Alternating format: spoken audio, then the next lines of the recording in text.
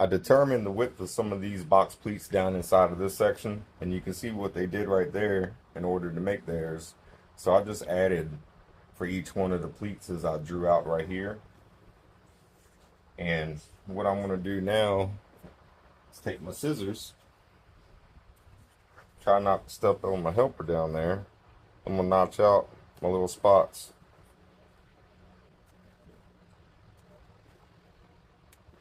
And after I get those notched out,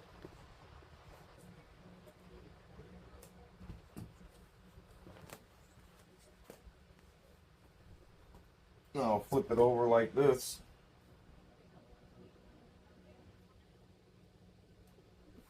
And get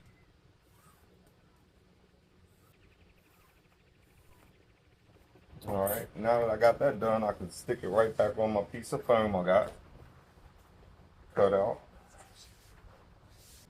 We'll bring it on over here to the sewing machine.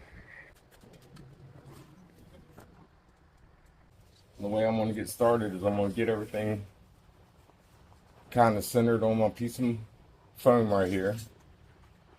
What's my dog going crazy at over there? I'm going to just roll it back this way, fold it over to my line like so. And I'm going to fold this over. And then once I come up under the machine, I'm going to keep this all in the same spot. I'm going to press down right here on my line that I've made. And I'm just going right at 1/2 inch away from my little mark I got going. And then once I get that ready, I can start. Went a little too far there.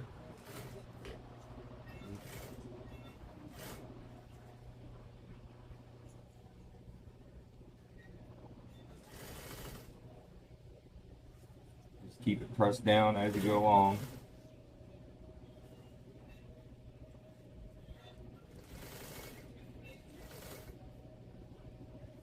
And keep the same width for your seam allowance the whole way down too. That's very important to get the look that you want.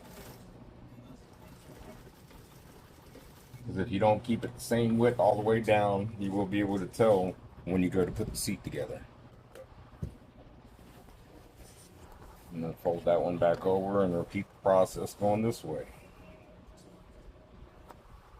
So when it gets to that, I will tug on it a little bit just to get it to lay down over top of the seam allowance that it's got back there. And then come over here and do the same thing.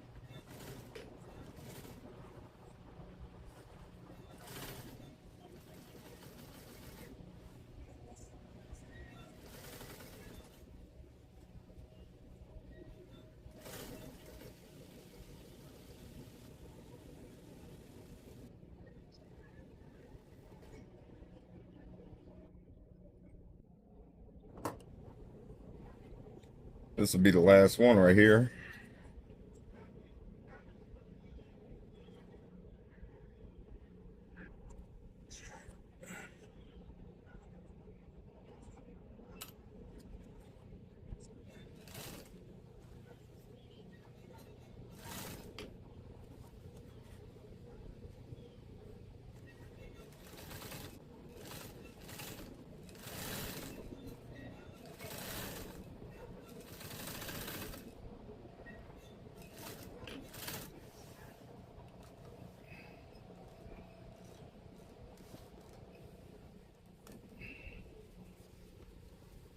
And there you have it, box pleats. I like to finish mine off by sewing all the way around the edge so I can have just a firm edge when I sew all the pieces to my seat together. But that's it right there. I appreciate you watching. I'm gonna have to go get my helper off of that seat. Look at them.